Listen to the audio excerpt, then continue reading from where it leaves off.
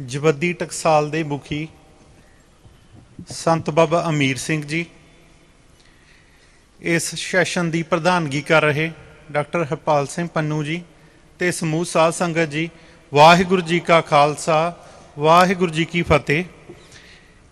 ਜਿਹੜਾ ਪੇਪਰ ਮੈਂ ਲਿਖਿਆ ਉਹਦਾ ਵਿਸ਼ਾ ਹੈਗਾ ਜੀ ਇੱਕ ਬਾਬਾ ਅਕਾਲ ਰੂਪ। ਇਸ ਪੇਪਰ ਵਿੱਚ ਗੁਰੂ ਨਾਨਕ ਪਾਤਸ਼ਾਹ ਜੀ ਜਿਹੜੇ ਅਕਾਲ ਰੂਪ ਸਨ, ਵੱਖ-ਵੱਖ ਜਿਹੜੇ ਸਾਡੇ ਜਿੱਦਾਂ ਭਾਈ ਗੁਰਦਾਸ ਜੀ, ਭਾਈ ਸੰਤੋਖ ਸਿੰਘ ਜੀ, ਇਹਨਾਂ ਨੇ ਗੁਰੂ ਨਾਨਕ ਪਾਤਸ਼ਾਹ ਜੀ ਨੂੰ ਅਕਾਲ ਰੂਪ ਜਿਹੜਾ ਲਿਖਿਆ ਤੇ ਉਹ ਕਿਸ ਤਰ੍ਹਾਂ ਜਿਹੜਾ ਅਕਾਲ ਰੂਪ ਨੂੰ ਉਹਨਾਂ ਨੇ ਬਿਆਨ ਕੀਤਾ, ਇਸ ਵਿਸ਼ੇ ਨੂੰ ਮੈਂ ਮੁੱਖ ਰੱਖ ਕੇ ਆਪਣਾ ਪੇਪਰ ਲਿਖਿਆ। ਤੇ ਇਹਦੇ ਲਈ ਜਿਹੜੀ ਮੈਂ ਵੰਡ ਕੀਤੀ ਆ, ਪਹਿਲਾਂ ਤਾਂ ਗੁਰੂ ਨਾਨਕ ਪਾਤਸ਼ਾਹ ਦੇ ਇਸ ਸੰਸਾਰ ਵਿੱਚ ਆਉਣ ਤੋਂ ਪਹਿਲਾਂ ਦੇ ਹਾਲਾਤ ਕੀ ਸੀਗੇ, ਉਹਨਾਂ ਨੂੰ ਮੈਂ 3 ਭਾਗਾਂ 'ਚ ਵੰਡ ਕੇ ਰਾਜਨੀਤਿਕ, ਧਾਰਮਿਕ ਅਤੇ ਸਮਾਜਿਕ ਇਹਨਾਂ ਪੱਖਾਂ 'ਚ ਵੰਡ ਕੇ ਗੱਲ ਕੀਤੀ ਹੈ। ਇਹਨਾਂ ਬਾਰੇ ਕਾਫੀ ਜ਼ਿਆਦਾ ਗੱਲ ਹੋ ਗਈ।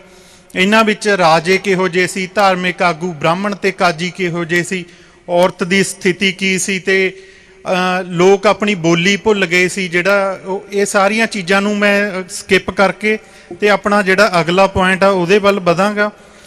ਅਗਲਾ ਪੁਆਇੰਟ ਬਣਾਇਆ ਗੁਰੂ ਨਾਨਕ ਜਗ ਮਾਹੇ ਪਠਾਇਆ, ਤੇ ਕੀ ਕਾਰਨ ਬਣੇ ਜਿਨ੍ਹਾਂ ਕਰਕੇ ਗੁਰੂ ਨਾਨਕ ਪਾਤਸ਼ਾਹ ਜੀ ਨੂੰ ਇਸ ਜੱਗ ਦੇ ਅੰਦਰ ਆਉਣਾ ਪਿਆ।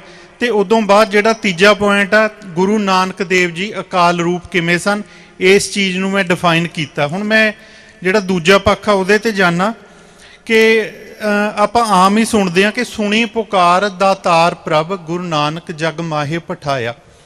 ਤਾਂ ਇੱਥੇ ਮੇਰੇ ਮਨ 'ਚ ਇੱਕ ਸਵਾਲ ਆਇਆ ਕਿ ਪੁਕਾਰ ਕਿਸ ਦੀ ਸੀ ਕਿ ਜਿਹੜੀ ਸੁਣ ਕੇ ਗੁਰੂ ਨਾਨਕ ਪਾਤਸ਼ਾਹ ਇਸ ਸੰਸਾਰ ਵਿੱਚ ਆਏ।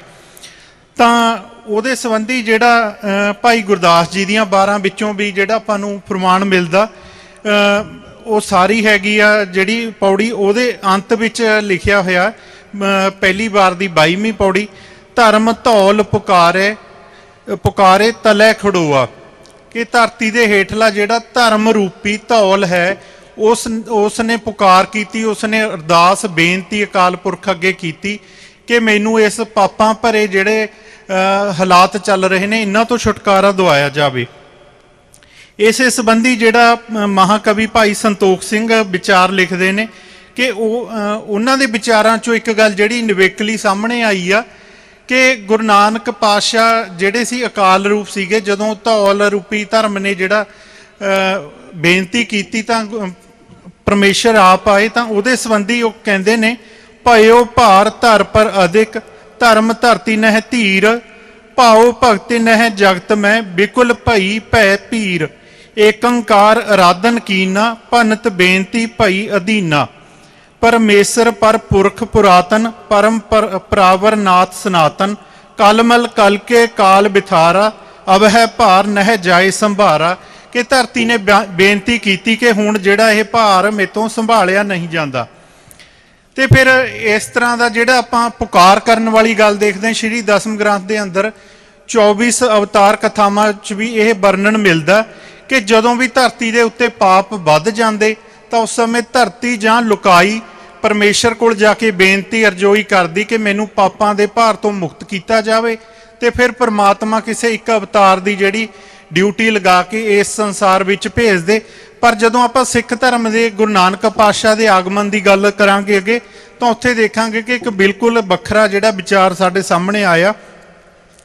ਤੇ ਅੰਤ ਵਿੱਚ ਫਿਰ ਜਦੋਂ ਪੁਕਾਰ ਸੁਣੀ ਗਈ ਤੇ ਉਸ ਲਈ ਜਿਹੜਾ ਭਾਈ ਸੰਤੋਖ ਸਿੰਘ ਜੀ ਦਾ ਜਿਹੜਾ ਸਾਡੇ ਸਾਹਮਣੇ ਵਿਚਾਰ ਆਉਂਦਾ ਕਿ ਉਹ ਕਹਿੰਦੇ ਨੇ ਕਿ ਗੁਰੂ ਨਾਨਕ ਦੇਵ ਜੀ ਦੇ ਆਗਮਨ ਤੋਂ ਪਹਿਲਾਂ ਪਰਮਾਤਮਾ ਅਤੇ ਜਿਹੜੀ ਧਰਤੀ ਵਿਚਕਾਰ ਗੱਲਬਾਤ ਹੋਈ। ਪਰਮਾਤਮਾ ਨੇ ਧਰਤੀ ਦੀ ਅਰਜ਼ੋਈ ਸੁਣ ਕੇ ਉਸ ਨੂੰ ਪਾਪਾਂ ਤੋਂ ਮੁਕਤ ਕਰਨ ਸੰਬੰਧੀ ਸੋਚ ਰਹੇ ਸਨ।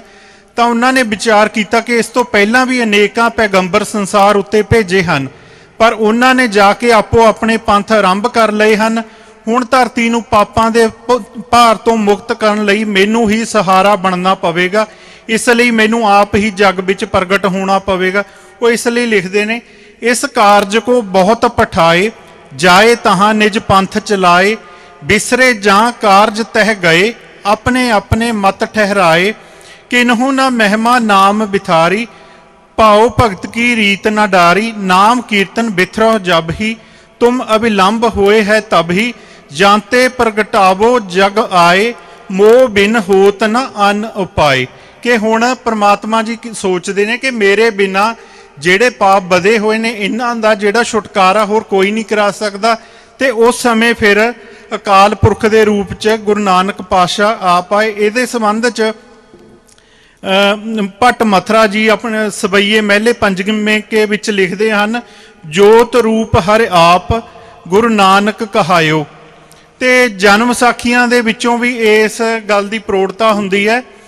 पुरातन जन्म साखी विच जिहड़ा जिक्र प्राप्त हुंदा, जिथों यह सिद्ध हुंदा कि परमेश्वर ते गुरु नानक पातशाह च कोई भेद नहीं सीगा, आप अकाल पुरख रूप सी। ओदी वार्ता इंज है, आग्या परमेश्वर की होई, जो नानक भगत हाजर हुआ, तां अमृत दा कटोरा भर कर आग्या नाल मिलिया। हुक्म हुआ नानक, एहो अमृत मेरे नाम दा प्याला है, तू पियो। तब गुरु नानक तस्लीम कीती, प्याला पीता, साहिब मेहरबान हुआ। नानक मैं तेरे नाल हाँ, मैं तेरे ताई निहाल किया है, और जो तेरा नाव लेवेगा सो सब मैं निहाल कीते हैं। तू जाहे कर मेरा नाम जप, और लोकां थी भी जपाए। तब फिर आज्ञा आई, हुक्म हुआ नानक, जिस ऊपर तेरी नदर तिस ऊपर मेरी नदर, जिस ऊपर तेरा कर्म तिस ऊपर मेरा कर्म। मेरा नाम पार ब्रह्म परमेश्वर, और तेरा नाम गुर परमेश्वर।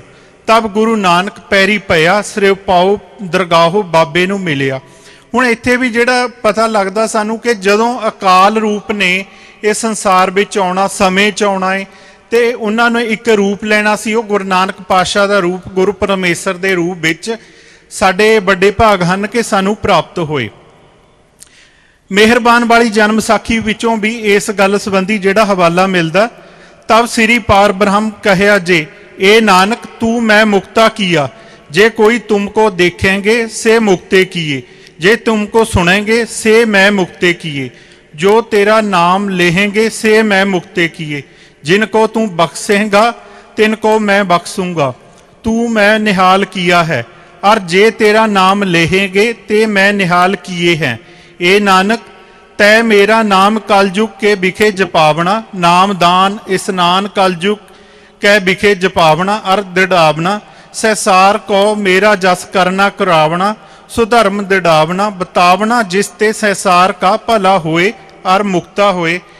इस ਜਿਹੜੇ ਹਵਾਲੇ ਦੇ ਵਿੱਚੋਂ ਵੀ ਇਹੀ ਤੱਥ ਸਾਹਮਣੇ ਆਉਂਦੇ ਨੇ। ਗੁਰੂ ਨਾਨਕ ਪਾਤਸ਼ਾਹ ਆਪ ਅਕਾਲ ਪੁਰਖ ਰੂਪ ਸੀਗੇ, ਤੇ ਅੰਤ ਵਿੱਚ ਇਹੀ ਮੈਂ ਜਿਹੜਾ ਸਾਰ ਵਜੋਂ ਕਹਿਣਾ ਕਿ ਉਸ ਸਮੇਂ ਸੰਸਾਰ ਵਿੱਚ ਜਦੋਂ ਗੁਰੂ ਨਾਨਕ ਪਾਤਸ਼ਾਹ ਦਾ ਆਗਮਨ ਹੋਇਆ, ਉਸ ਸਮੇਂ ਹਾਲਾਤ ਇੰਨੇ ਕੁ ਬਦਤਰ ਹੋ ਚੁੱਕੇ ਸਨ ਕਿ ਅਕਾਲ ਪੁਰਖ ਜੀ ਨੂੰ ਲੱਗਿਆ ਕਿ ਮੇਰੇ ਬਿਨਾਂ ਹੋਰ ਕੋਈ ਵੀ ਹੁਣ ਇਹਨਾਂ ਹਾਲਾਤਾਂ ਨੂੰ ਨਹੀਂ ਠੀਕ ਕਰ ਸਕਦਾ। ਇਸ ਲਈ ਫਿਰ ਗੁਰੂ ਨਾਨਕ ਪਾਤਸ਼ਾਹ ਜੀ ਦੇ ਰੂਪ ਵਿੱਚ ਅਕਾਲ ਪੁਰਖ ਪਰਮੇਸ਼ਰ ਇਸ ਸੰਸਾਰ ਵਿੱਚ ਉਹਨਾਂ ਦਾ ਪ੍ਰਕਾਸ਼ ਹੋਇਆ, ਆਗਮਨ ਹੋਇਆ। ਇਹਨਾਂ ਵਿਚਾਰਾਂ ਨਾਲ ਮੈਂ ਆਪ ਸਭ ਪਾਸੋਂ ਖਿਮਾ ਦਾ ਜਾਚਕ ਹਾਂ। ਵਾਹਿਗੁਰੂ ਜੀ ਕਾ ਖਾਲਸਾ, ਵਾਹਿਗੁਰੂ ਜੀ ਕੀ ਫਤਿਹ।